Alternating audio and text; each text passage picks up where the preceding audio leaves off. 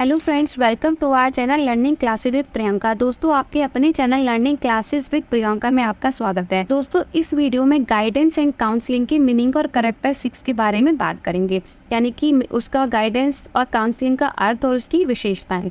तो चलिए सबसे पहले गाइडेंस का अर्थ पढ़ते हैं। गाइडेंस का जो हिंदी में मतलब होता है मार्गदर्शन। इसका मतलब बेसिकली इसका जो वर्ड जो इसके लिए यूज़ किया जाएगा वो किया जाएगा किसी को रास्ता दिखाना। जब कोई व्यक्ति जो है किसी समस्याओं का सामना करता है तो उस समस्या से बाहर आने के लिए या उसको समाप्त करने के लिए उसको जो है किसी गाइडेंस की नीड होती है, मतलब किसी मार्गदर्शन की आवश्यकता होती है। तो इसे जो है गाइडेंस के कहा जाता है कि एक व्यक्ति द्वारा किसी व्यक्ति को जो है गाइड किया गया है। तो चलिए थोड़ा डिटेल में पढ़ते हैं कि the guidance refers to advice और information provided by a person of experience to solve a problem और इम्प्रूविंग समथिंग। कि मार्गदर्शन एक ऐसी प्रक्रिया होती है जो सलाह या जानकारी से संबंधित होता है, जो किसी अनुभवी व्यक्ति द्वारा दी जाती है, कि किसी एक्सपर्ट के द्वारा किसी समस्या को हल करने या उसको सुधार करने के लिए। Second, guidance some form of help और assistance given by an expert person to an individual to develop his or her personality और achieve proper direction in life। कि एक व्यक्ति द्वारा सलाह देना, कि एक विशेषज्ञ व्यक्ति द्वारा दूसरे व्यक्ति को सलाह देना उसकी व्यक्तित्व को विकसित करने के लिए और उसके जीवन में सही दिशा निर्देश प्राप्त करने के लिए। An expert guide can greatly help in providing relevant assistance to a child which he may not receive from any other source। कि एक विशेषज्ञ मार्गदर्शक एक बच्चे को उपयुक्त सहायता प्रदान करने में मदद कर सकता है जो वह किसी अन्य स्रोत से प्राप्त नहीं कर सकता। इसका क्या मतलब हो कि आप अगर किसी बच्चे को सलाह चाहिए तो वो किसी किताब में नहीं लिखी होती कि किसी समस्या को सॉल्व करने के लिए तो कि आपको ये फॉलो करना चाहिए, इस वे से आप किसी को फॉलो करेंगे तो आपकी प्रॉब्लम सोल्व हो जाएगी। नहीं, उसे किसी गाइडेंस की नीड होती है, तो इसीलिए वो किसी अदर सोर्स से उसको प्राप्त नहीं कर सकता। According to Skinner के अनुसार guidance is a process of helping young person learn to adjust to self, to others and to circumstances. Skinner के अनुसार मार्गदर्शन एक प्रक्रिया है जो युवा व्यक्तियों को सही तरीके से स्वयं, दूसरों और परिस्थितियों में समर्जित होने में मदद करती है। अब पढ़ते हैं कैरेक्टरिस्टिक्स ऑफ गाइडेंस, मार्गदर्शन की विशेषताएं। देखिए दोस्तों, मैं आपको इंग्लिश और हिंदी दोनों तरीके से पढ़ा रही हूँ, क्योंकि इंग्लिश मीडियम वालों को इंग्लिश में वो ईजिली पढ़ सकते हैं और हिंदी मीडियम वाले हिंदी में अच्छे से इन नोट्स को पढ़ सकते हैं और समझ सकते हैं। कैरेक्टरिस्टिक्स पहली है, इट इज़ अ प्रोसेस, कि यह एक प्रक्रिया है। Guidance is a process by which an individual sets her goal, makes plans and works out their problems. की मार्गदर्शन एक ऐसी प्रक्रिया है जिसमें एक व्यक्ति अपने लक्ष्यों को सेट करता है, योजनाएं बनाता है और अपनी समस्याओं को हल करता है। Guidance is a continuous process. It is important as a part of the human body. Guidance is needed from childhood to old age to make an individual life better by their wings। कि मार्गदर्शन मानव शरीर का एक अहम हिस्सा होता है, ये एक इम्पॉर्टेंट पार्ट है ह्यूमन बॉडी का, क्योंकि ये बचपन से लेके बुढ़ापे तक चलता है। कि जो एक व्यक्ति के जीवन को उनके अपने माध्यम से बेहतर बनाने के लिए बचपन से बुढ़ापे तक की आवश्यकता होती है। फिर है guidance is a process of self guidance. कि in its actual form guidance a process of self observation and self guidance. This process is so completed as to develop such an insight in an individual that is able to solve this problem himself। कि actual में क्या है, guidance जो है आत्म अवलोकन और आत्म मार्गदर्शन की एक प्रक्रिया है।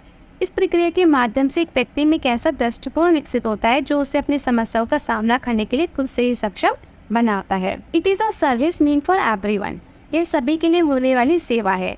Guidance a service which is required at every stage of a student life. It is not only mean for brighter students और यंग मैन और children, but for old from youth to old from bright to abnormal student. कि गाइडेंस कैसी सेवा है, कैसी service है जो हर स्टूडेंट के जीवन में हर स्टेज में होती है। यह सिर्फ उज्ज्वल छात्रों, युवा बच्चों, पुरुषों के लिए नहीं होती, बल्कि युवाओं से बुजुर्गों तक, उज्ज्वल से असामान्य सभी छात्रों के लिए एक सेवा है। कि ये ब्राइट स्टूडेंट के लिए भी है और एबनॉर्मल स्टूडेंट के लिए, दोनों के लिए है। प्रोसेस ऑफ एडजस्टमेंट, समायोजन की प्रक्रिया। Guidance is a process of helping a person in adjusting to himself, to others and to his environment. जो अभी हमने डेफिनेशन में पढ़ा था कि गाइडेंस क्या है, खुद को, दूसरों को और किसी अपने एनवायरनमेंट, अपने आप को एडजस्ट करने की एक प्रक्रिया है, एक प्रोसेस है। प्रिपरेशन फॉर फ्यूचर लाइफ, भविष्य के लिए तैयारी। Guidance aim to prepare an individual for future life, दिशा निर्देश का उद्देश्य एक व्यक्ति को भविष्य के लिए तैयार करना होता है।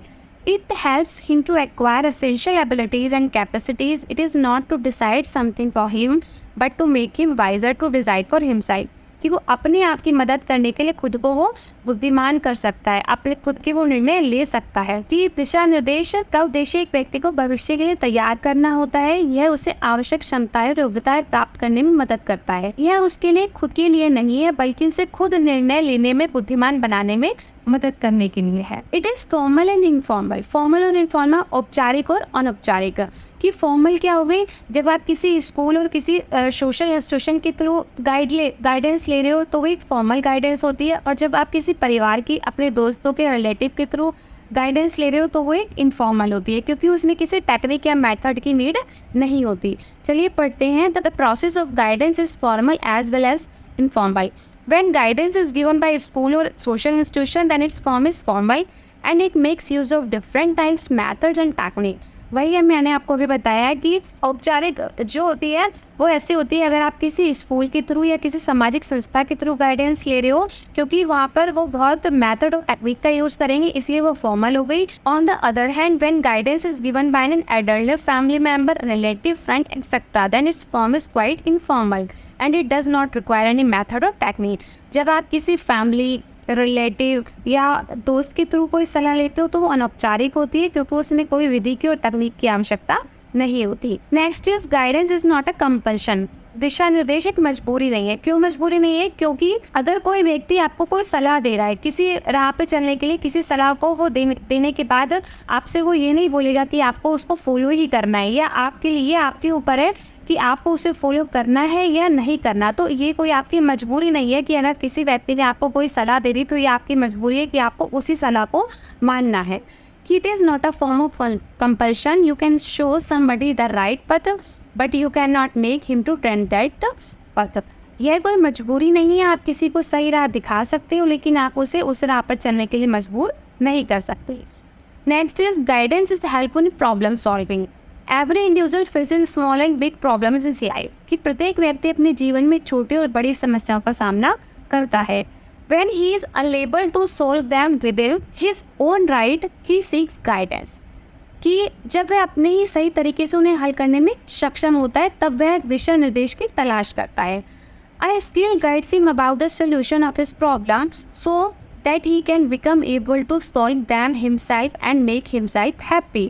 कि एक कुशल दिशा निर्देशक उसे उसकी समस्याओं के समाधान के बारे में बताता है, ताकि वह खुद हल करने में सक्षम हो जाए और वो खुद को खुश रख सके। Next is it is an educational service. कि यह एक शैक्षिक सेवा है। The nature of guidance has educational touch.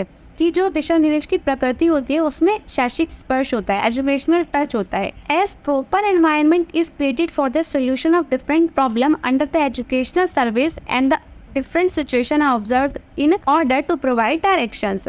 कि शैक्षिक सेवा के तहत विभिन्न समस्याओं के समाधान के लिए उचित वातावरण बनाया जाता है और दिशा निर्देश प्रदान करने के लिए विभिन्न स्थितियों का अध्ययन किया जाता है। इसीलिए इसे एजुकेशनल टच बोला गया है, क्योंकि जिस समस्या को समाधान करने के लिए क्या होता है, एक उचित वातावरण की आवश्यकता होती है, एक उचित एनवायरनमेंट बनाया जाता है और उसके बाद जो है उसका टेस्ट किया जाता है। और इसीलिए जो है जो व्यक्ति गाइड कर रहा है उसे एक टीचर की तरह माना जाता है। कि the role of a guide is much like a teacher. कि इन दिशा निर्देशक की भूमिका एक शिक्षक के जैसी होती है। तो ये थे गाइडेंस की कैरेक्टरिस्टिक्स। अब पढ़ते हैं काउंसलिंग के बारे में कि काउंसलिंग क्या है। कि meaning and definition of counselling. Counselling का अर्थ और परिभाषा। Counselling is a scientific process of assistance extended by an expert to a needy person in an individual situation. कि काउंसलिंग एक वैज्ञानिक प्रक्रिया है, साइंटिफिक प्रोसेस है, जिसमें एक विशेषज्ञ एक आवश्यक व्यक्ति की व्यक्तिगत स्थिति में मदद करता है। It is often referred to as the heart of any guidance program. ये क्या है?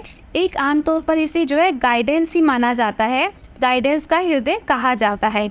It is one of the service of guidance which intend to establish a relationship between the counselor and the subject in which the former attempt to assist the latter in achieving optimal educational, vocational, personal, social development and adjustment.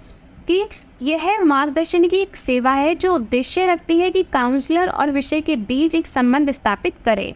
कि counselling का क्या मतलब होता है कि जैसे एक व्यक्ति के द्वारा दूसरे व्यक्ति को सलाह दी जाती है गाइडेंस में, तो काउंसलिंग में क्या होता है कि काउंसलिंग का जो पर्पस होता है कि उन दोनों के बीच में जो है एक रिलेशन रहे, जिसमें पहले वाला दूसरे वाले की मदद करने का प्रयास करता है ताकि उसमें शिक्षात्मक, व्यवसायिक, व्यक्तिगत और सामाजिक विकास और समायोजन के लक्ष्य तक पहुंचा जा सके। According to Gilbert C Wrenn, counselling is a personal and dynamic relationship between two individuals. Gilbert C Wrenn के अनुसार काउंसलिंग दो व्यक्तियों के बीच एक व्यक्तिगत और गतिशील संबंध है। According to Carl Rogers, counseling is a series of direct contact with the individual which aims to offer him assistance in changing his attitude and behavior. Carl Rogers के अनुसार काउंसलिंग वह सीधे संपर्क है जो व्यक्ति के साथ जो बनाया जाता है, जो उसे अपने रवैयों व्यवहार में परिवर्तन करने में मदद करने का लक्ष्य रखता है। कि काउंसलिंग क्यों की जाती है कि ताकि उसकी एटीट्यूड में और उसके बिहेवियर में जो है चेंजेस आ सके। अब पढ़ते हैं nature and characteristics of counselling कि काउंसलिंग का स्वरूप और विशेषताएं क्या है। तो first one is counselling is a process that involve a one to one relationship between a trained professional known as a counsellor and a person seeking help और guidance known as the client. कि एक है one to one relationship है किसके बीच में, एक client की और काउंसलर। और क्लाइंट कौन है, जो व्यक्ति हेल्प ले रहा है उसे क्लाइंट कहा जाता है, और जिसके द्वारा हेल्प दी जा रही है मतलब जो ट्रेन प्रोफेशनल व्यक्ति है उसे काउंसलर कहा जाता है। This relationship is based on trust, empathy and mutual respect. कि काउंसलिंग एक प्रक्रिया है जो एक प्रशिक्षित पेशेवर और एक मदद या मार्गदर्शन की तलाश में एक व्यक्ति के बीच एक से एक संबंध पर आधारित होती है, जिसे काउंसलर और क्लाइंट के रूप में जाना जाता है। यह संबंध विश्वास, सहानुभूति और सम्मान पर आधारित होता है।